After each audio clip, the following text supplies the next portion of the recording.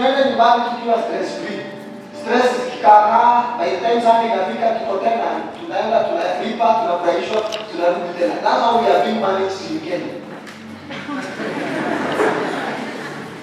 So tunalipa mtu anatutoa sana. Na ni kucheka tu. I'm not saying you don't study, you need to study. Because when you discover your purpose, plus that passion you have, then you even have an advantage. So get a certificate, but as you do that, also discover what is it that I have a passion into doing, and begin to do that. Are you together?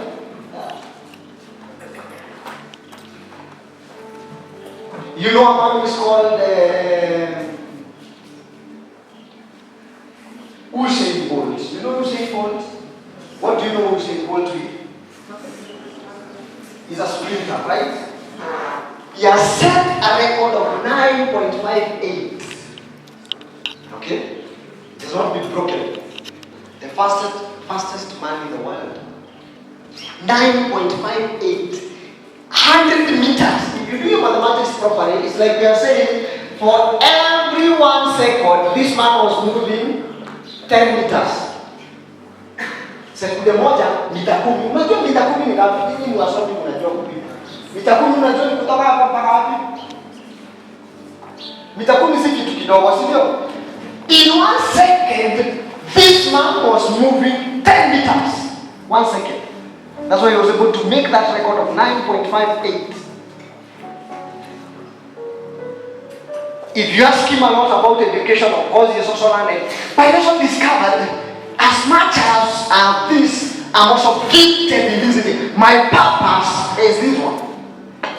Are you together? Yeah. And that's how God has connected between your purpose, and your provision in life.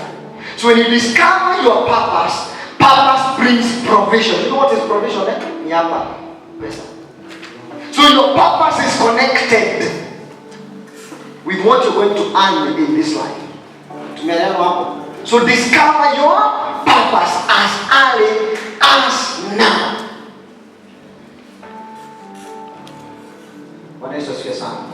Now let me connect that with something so that I finalize on that. The other questions we'll come to talk about later. What has been hindering many people is something we call a mindset. Mindset. Let me explain that. Mindset. Many people have a problem of mindset. Mindset is simply a system of thought pattern. Simply because kwetu hakuna mtu ashaenda college. So mind iko set ya kwamba hata mimi siwezi. So it hinders you from now discovering that purpose which God created you for. Your mindset, the way your mind thinks, and of course our mindset is made up of our own things, the background where we come from, our culture and all that. But so you must begin to learn how to deal with your mind, because the mind is a very powerful weapon God has given to us, and that's why the enemy always desires to attack. He knows if I'm able to get hold of your mind, I've gotten hold of you. Battles begin, and they are won or lost in the mind.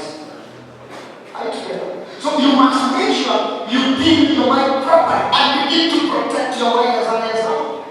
I mean, don't allow this time that is not going to make any contribution into your life to get into that mind. So mindset is very important. You must begin to check your mindset, your system of thought, how you think, how you analyze things, how you do things, because that is where the enemy targets. And the many voices that comes our way, they come because in our mindset. Let me say this. The mind is so powerful that any idea that comes starts in the mind. That's how powerful the mind is. Every being you have ever seen started as an idea in someone's mind. Let me also say this. Divine ideas don't live in a contaminated mind. Let me repeat that again. No divine seed will never be fertilized in a mind that is contaminated. Seeds are very arrogant. Seeds are very arrogant. Let me give you an example. Have you ever known it is very difficult for a woman to conceive if they have fibroids? Very difficult. Why? Because seeds are not fertilized or conceived in a place where there is contamination. Your point is direct. So, come my dear, conceive fresh, so clear. It's very difficult for you to receive an idea that will never be fertilized and brought forth into your mind. That's why you must protect your mind, and that's why the enemy targets. Because he knows as long as your mind is contaminated, there is nothing you'll ever get any idea that will be beneficial to you. Utasikianga tu ideas au kuzi uko kwa akili yako. So you must begin to change your mindset. The way you think. It is not about where you come from. No, we are not talking about where you come from. And you should not allow where you come from to affect you. It's about a system of thought, the way you think, the way you view things. And that's what's the theory. So lazima tuhakikishe our minds remain fresh, so that we can begin to receive those divine ideas God has for us and begin to accomplish the purpose for which God created us for. Yeah. Let me show you the power of the mind. Just give you a few examples. Do you know in around 20 to 30 years ago, Dubai was just a place of sand and camels. Dubai. Sand. Jana, Karamia. Okay. But you know, as we talk right now, Dubai is the biggest, largest tourist attraction center in the world as we talk right now. What happened? There's a young man who's the current crown prince is called Alumni Sunday. I'm not very sure was pushed by his parents, went and studied in the UK, did military studies, business, blah blah blah. Then he came and was given the leadership of Dubai. Within 20 years, that young man has transformed Dubai into a tourist. The largest malls are there. A place where there was sand and camels has been transformed into a city, a place which attracts people. So what that tells me is it is not about that where you come from is dry. Where you come from there is this and the other. That's why you're not being able to accomplish your purpose. The issue, let's talk about your mind, is not the place.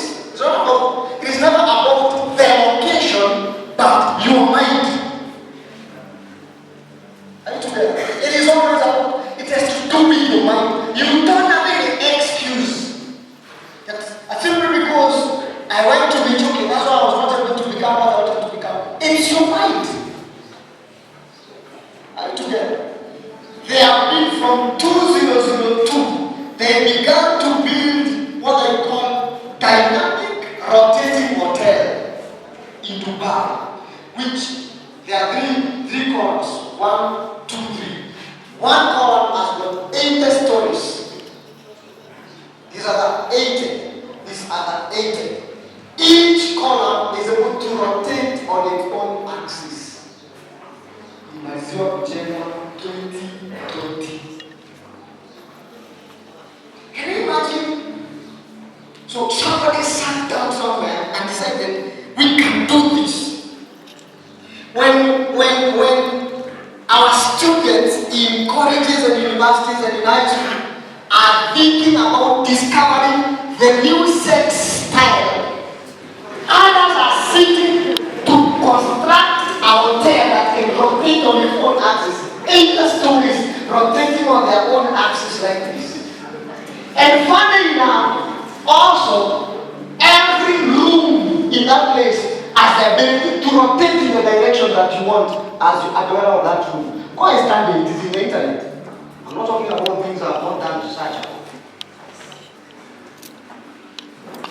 Na unakuta ati vijana wetu kwa shule zetu na colleges na university, you can only sit and think on how to ban a hostel that has taken 150 million to build. And why are you banning? Simply because ati geleki haikuwa na mafuta sawa. Did you come to Michuki T.T.I? Bwana Yesu asifiwe sana. Mnaelewa nini nasema? So it's about what? The mindset. I give an example here. I was working with an NGO of Passion International, and they were supporting children who come from, not very privileged families. Then one of the sponsors of that child from Kansas City in US came to visit the child they were supporting, because they always come to see whether when they send money for you do that. So when they came, I took them to the family of that child,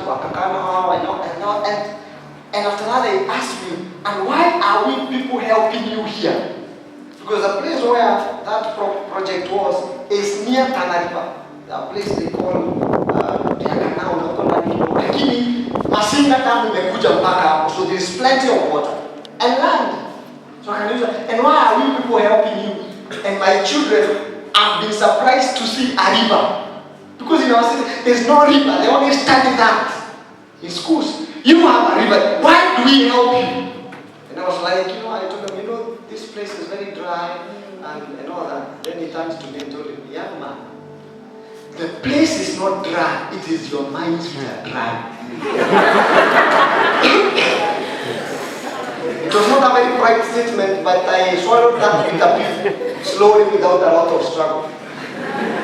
Because it's true. And I realize it's true because water is there, land is there, but people are not doing farming. They are waiting for wazungu wakuja wafanye nini? Wawasaidie. So very shameful thing. Na shida ni nini? Mindset yetu. That we are the dark continent. Who said this? Dark. Our library was in Timbuktu, Mali. The biggest library in the world. Timbuktu in Mali. Where is Mali? Mali is in Africa. Do you know the richest man ever who lived was Mansa Musa of Mali? He's richer than, apart from Solomon, the second richest guy is Mansa Musa of Mali. When they are listing the richest people in the world, have you ever seen Mansa Musa? Now they talk about Elon Musk, Jeff Bezos of Amazon, who else is the current number 1 richest man in the world? Unaona mpaka vitu kidogo kama hizo ambavyo hujastadi utafanya.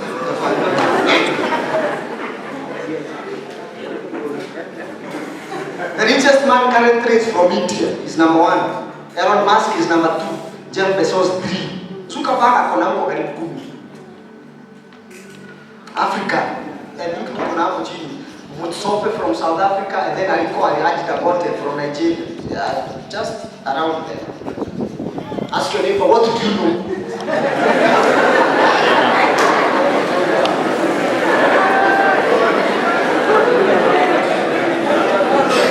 Na usipokumbuka tunasema wewe ni bure kabisa, you cannot become anything. Simply because I did not remember at 10 elements in the periodic table. What does helium to do with me and oxygen and sodium after I have known everything?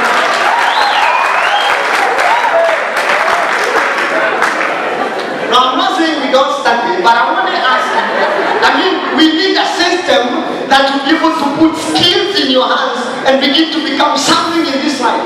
You may not be so good in academics, but you can do something. It's all about to do with your mind, and we must begin to change our mindset as Africans. Are you together? Yes. And begin to change some of these systems of education. When in China they are being taught parts of an aircraft, in Africa we are being taught parts of our house drive. What are they doing? After I've known the flyers for the aircraft, how does it help?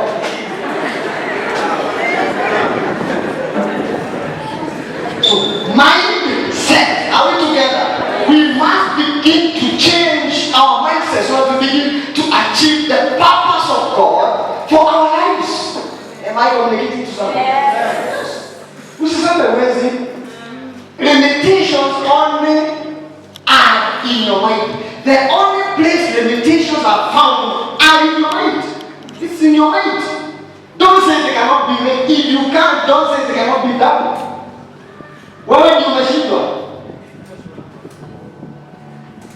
Failing to get an answer to a particular question does not mean an existence of an answer. Wewe ndio umeshindwa. Usiseme ati hakuna answer. Wewe ndio umeshindwa. Are you together? I never say there is anything that is impossible. That only exists in your mind. Limitations only exist in your mind. Are you together? So if you're able to deal with the limitations in your mind, there is nothing Michuki we can't achieve. We can achieve anything. So let's hear already you're becoming the best. So we must maintain that we must produce all the best. The mindset tutabadilisha. Hiyo mindset ya huko kwa mtoa, uanze kushughulika na mindset ya kingdom. Na kingdom ni gani? Ni ile story ya Numbers chapter 13, the last two verses nasema we are well able. Caleb and Joshua walikuja wakasaidia watu. Bwana aliwasema tulienda kuangalia tukakuta huko ni majipu, hatuwezi occupy that land. Even the dwellers of that, even the land of that place, you know, it's up the inhabitants. So ulikuta watu huko haya, unasema nini? Shamba huko inakutana watu. Haya, ulize swali tena. Mlikuta watu I'm trying to make you think. Mlikuta watu shamba huko inakutana watu so what are you telling me? What else was your son? Are we together? So limitations only are in your mind. Conquer your mind, you conquer everything. Are we together? And there's nothing that cannot be achieved in this world. People want to say about impossible, but there's nothing like impossible. In 1964, 1960 something, they used to say that nobody can be able to run 100 meters in less than 10 seconds. It has been done. Are you together? They used to say nobody can be able to run a marathon of 42 kilometers in less than 2 hours. Kipchoge did it. So impossibilities only are in the mind. Are we together? When I say am I talking to somebody? So you must conquer those limitations in your mind. No, we can be able to do it. There is nothing we can't achieve as long as you deal with what is in the mind. Tunaelewa hiyo limitation itolewa kabisa. It doesn't matter ulikuja huku na grade gani. That is none of our business. You are already here, so begin to do something now. Don't give us excuses. Oh, I come from a poor background. Poorer than Jack Ma, the richest man in China. How are you poorer than them? Jack Ma, very poor family, poor. Ile unaishi mpaka wale watu poor wanasemanga hata kama sisi ni maskini, why?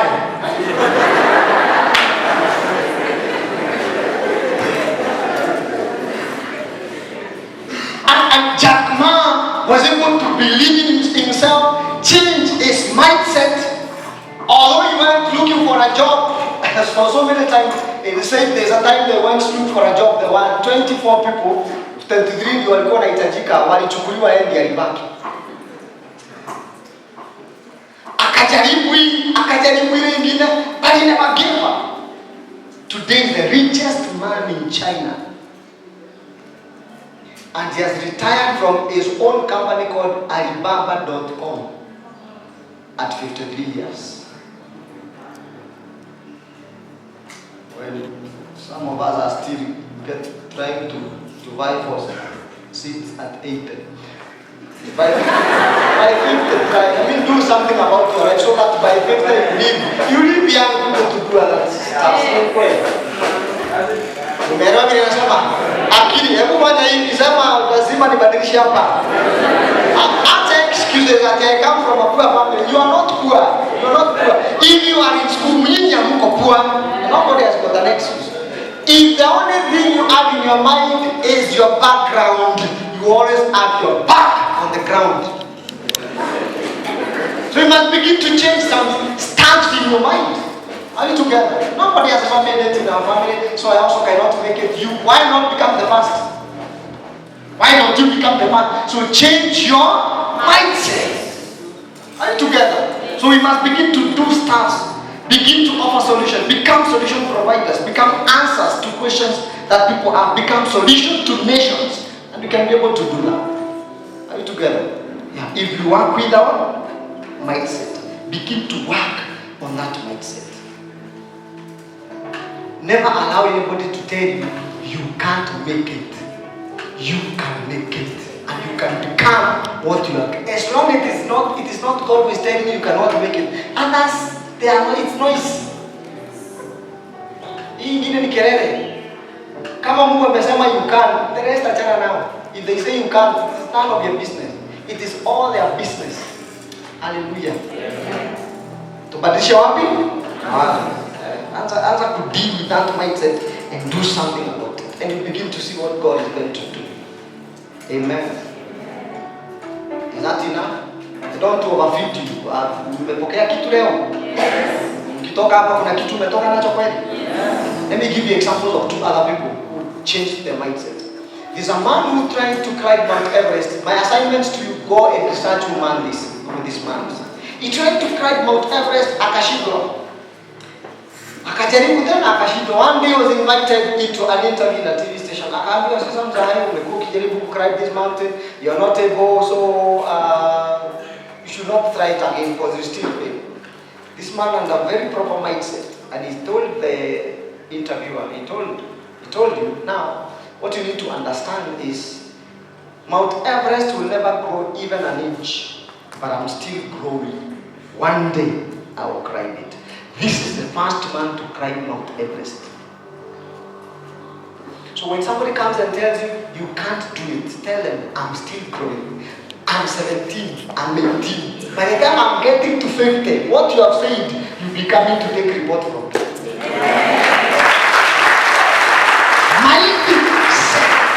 with your mind. This is a battleground. That's why I'm telling you, protect your mind from nonsense. Kuna masanga gani ya kukunywa bangi, kuvuta bangi, atili mind kwa sababu bangi kasaidia nani?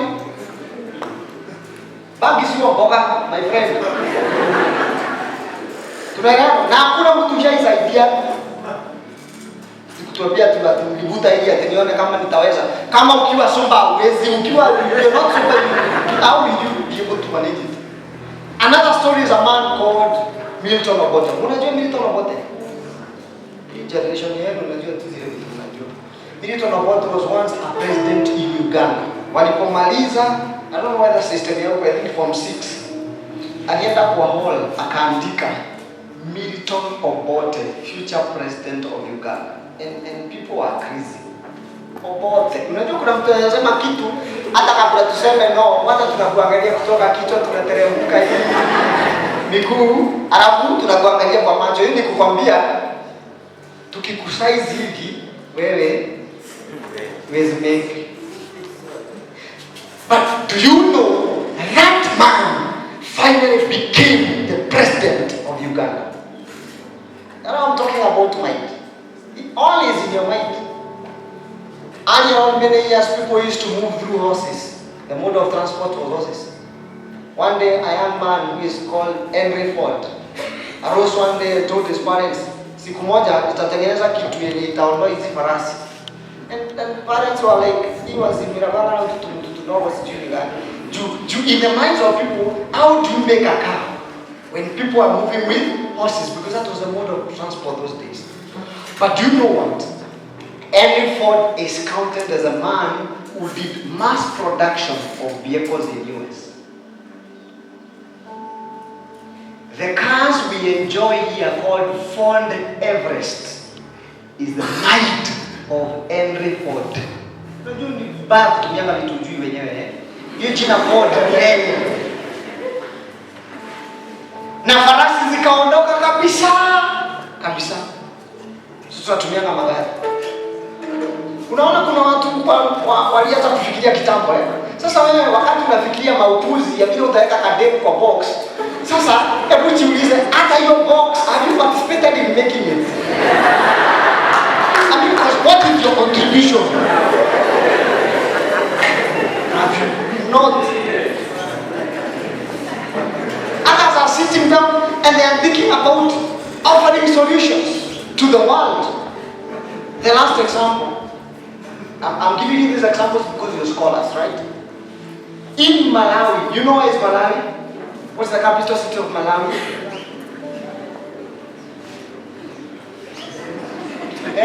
nikiuliza hapa saa hii niulize nipatie wachezaji 10 kwa Chelsea, mtanifanyia hivi watu.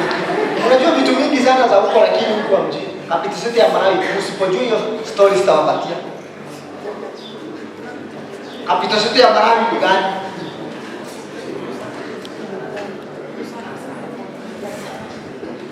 Okay.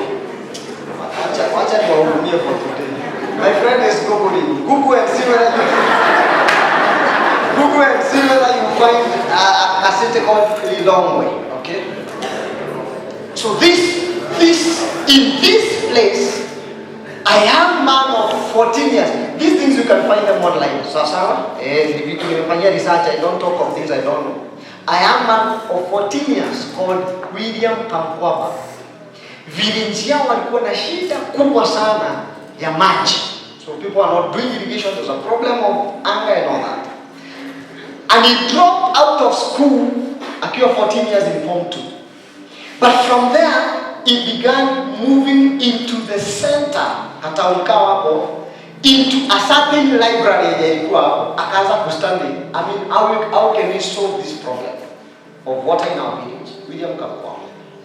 Village yao, ama katika kalikuwa na soka. Na huwa naambia watu, if you are living in a town yenye haina library, there's a problem.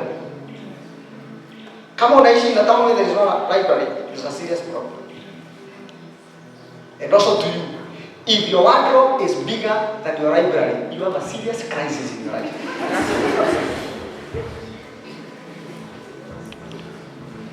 Nasi kuongea vibaya, lakini mimi sometimes huuliza watu, why should you wear nyere hiyo naona uko nayo expensive sana ya kilipiti na hizo vitu zote naona umeweka kwa kichwa, but only if you enter into your head there is nothing. You know, it's not good to beautify the head. There is nothing inside. So kuongea vibaya, I'm only challenging you that you need to put something there. So before you lay a lot of cost on that end, on the outside, ask yourself, is there anything inside? Ninaongea vibaya ama ninawasaidia? So William Kamkwamba began to do study and drop out of Form 2. And he discovered if you want to dig a well in our village, so his discovery was you can be able to make turbines from a wheel of a bicycle and then use a dynamo, and then through wind energy you can be able to pump water. And that's what he began to do. And then he called his village mates, nini wakachimba bwaro, and then akaset your dynamo. In fact, hata ukienda kwa internet utakuta ile mahali wameweka hiyo wheel, it is on wamejenga na miti mpaka wakairusha kule juu. And then from there he was able to begin to pump water to the village. Okay? People began to do farming and all that. This young man was located by UN. They came for him. He went to one of the biggest podiums where people give. It's a talk show called TEDx in US. He was given that platform. Hata Kiingereza yenye anaongea akiwa huko, they are struggling. He talks something that they want to ask him questions to know whether what he has said is what they have understood, because Kiingereza ni shida bado. Of course, Mwafrika ataelimika. You can imagine now, drop out of Form 2 na ni Mwafrika hivi Kiingereza ataongea, okay? Although Kiingereza is not a measure of intelligence. We have overrated Kiingereza so much. Toto, huyo ambao kwani anaongea Kiingereza inakaaje? You see people trolling kwa internet ati huyu sasa nani women representative hata Kiingereza yenye anaongea. Okay, wewe na hiyo hapo mzuri kwa.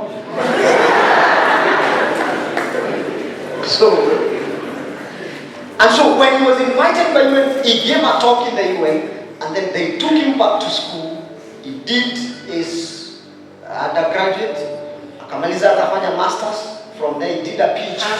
As we talk right now, the anasimamia Food and Agriculture Organization in the world as a UN leader.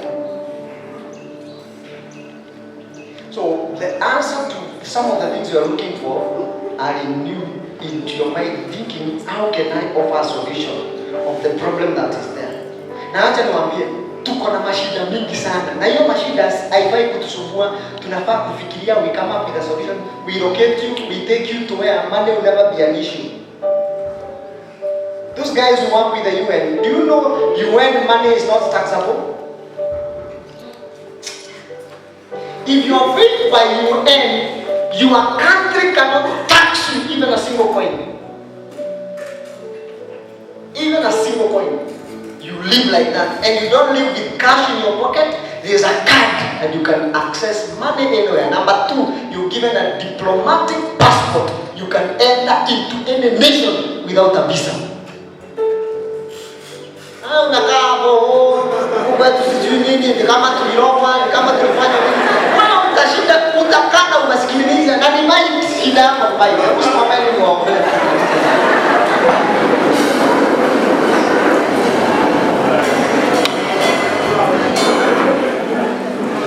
Michuki tumeelewa. So hata hizo my excuse kwa nazo. Oh, I come from this family, wama inakaaje. No, that is none of our business. As long as you are here, you need to begin to bring a change. First of all, beginning with your personal life. Are we together? Yeah. I'll be very happy a few years from now we meet huko unanikumbusha nilikuwa nakumbia Michuki. Nikiwa in my businesses na wewe uko kwa shughuli zako, I'll be very happy. Lakini si ati tuanze kukutana na yeye na huko kwa Kishaki na ulikuwa Michuki. Ukiwa na t-shirt ya yero, imeinama hivi imeandikwa Kibaki tosha. Unajua hata Kibaki ukiwa umewambwa na jua, ulikuwa brown, saa hizi uko dark. Hata sikurecognize, vile unanielezea ulikuwa nani. Na acha kusema ati graph ilichorwa, so vile maisha yangu imeelekea ndivyo ilikuwa imechorwa. Ulionea wapi imechorwa ikienda into the negative contract? Ulionea wapi? That iko minus x. So watu waacha nini? Excuses. These people have I made for myself that they will show forth my praises. God is waiting for your manifestation in any area that He has called you. So what's your excuse? What's your excuse? You don't have any